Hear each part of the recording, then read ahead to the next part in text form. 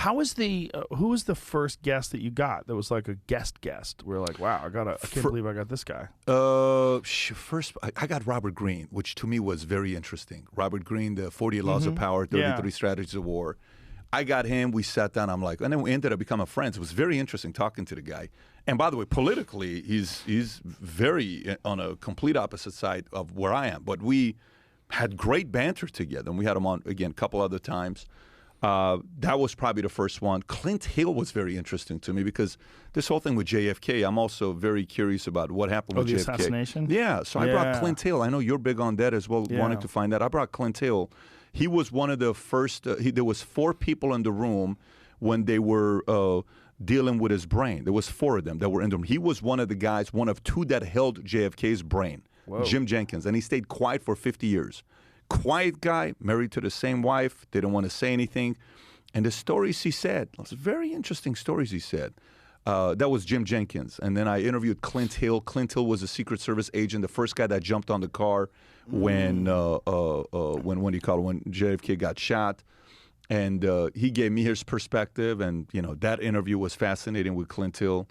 And then it led to many other guys that we had. But, obviously, if there's interest, the audience will feel it. Just like probably when you do an interview, there's an interest. There's a part of it that's going to pull because of you, that you're interesting, but there's a part of it that's also going to pull if you're really interested in the topic that the individual is talking about. I remember one time I had a conversation with a guy that was from space, was a astronaut, and what was his name? Scott Kelly, okay? And we had a conversation together. It was a 35-minute interview. I was like, within 35 minutes, I'm like, yeah, I'm good. There's no more interest here for what's up. For me, because I'm not one that's fascinated by space at that time. I wasn't at that time. Okay, and then I had what's his name? Greer. Is it Greer? Am I saying the name correctly? Stephen Greer? Stephen Greer. The UFO guy? By the way, fascinating. Complete different way of a guy telling stories than Scott was telling a story. Then you do bodybuilding. Ronnie Coleman, you sit down and talk to Ronnie Coleman to think about it. Ronnie Coleman was amazing. Dude, it's just ridiculous. And you talk about Dorian Yates and some of these guys. Yeah. And then you talk to Yonomi Park and you see somebody that goes through, what their life is. And I know you had her on, which was a fascinating interview. What a crazy world. Yeah, same thing about level of curiosity of how certain people make it to certain levels in life and what makes them tick. How did they come up with their idea? Even the Mob, with these interviews with Mob, accidentally. Michael Franchese, when I did the interview the first time with him. And we had no idea what was going to happen. And then the interview does very well. And then I call Sammy the Bull Gravano. And I say, hey, Sammy, I just talked to Michael Franchese. I know who the fuck you are. And I'm like, so what'd you think about the interview? What I think about the interview? Let me tell you what I thought about the interview. And then he just went off 2 hours on a phone call. Furious that I even interviewed Michael. Really? Yeah, furious. I'm like, Sammy. You shouldn't have interviewed him? Yeah, anyway, so, yeah, he didn't want me to interview him. So he's like, he's not a this, he's not a this. I said, Sammy, fair enough. Then how about you and I sit down and let me see your perspective? How about you and I then? I would never interview with nobody. Do you remember the last time I got interviewed was what, Diane Sawyer? Do you know what happened in 1994? What makes you think I would interview with you? Anyways, so we ended up. Cut to. Yeah, cut to. We first time met him, we go to this building in Phoenix. And he says, meet me at this place. Gives me address last minute. I go there. And we walk into this building, keep going. Walk into the building, keep going. Room's getting darker. At this point, we're like, some shit's about to go down. This is in my career. So I'm going to call my wife and tell her, babe, I love you. Yeah, exactly.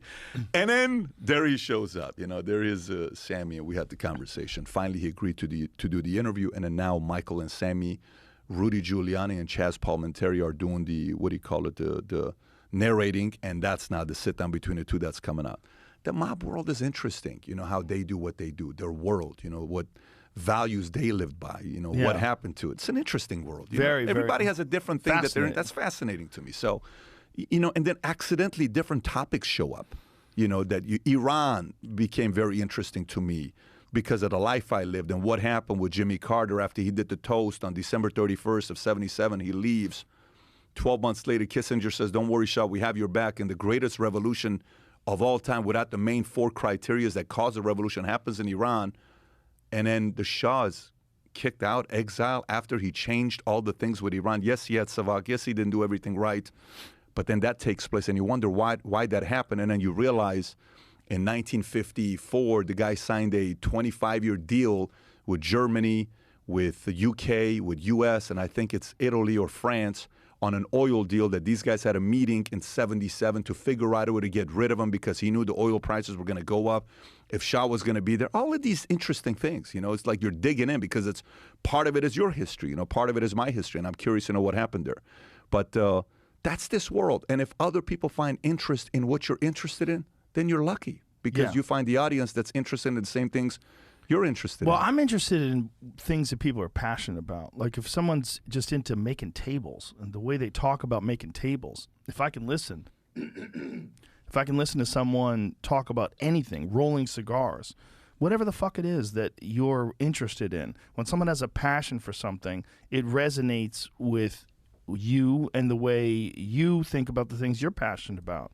People are fascinating. And I think the more people you talk to, I agree, the broader your understanding of yourself is, because you get a chance to see, you know, these different human beings and the way they interface with reality. It's